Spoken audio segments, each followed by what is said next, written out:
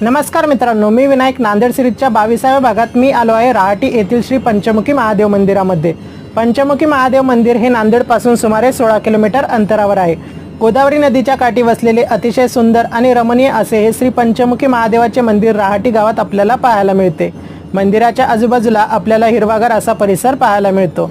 मंदिरामध्ये आल्यानंतर आपल्याला नंदी महाराजांचे दर्शन होते आणि समोर मुख्य गाभाऱ्यामध्ये महादेवाच्या पंचमुखी शिवलिंगाचे दर्शन होते.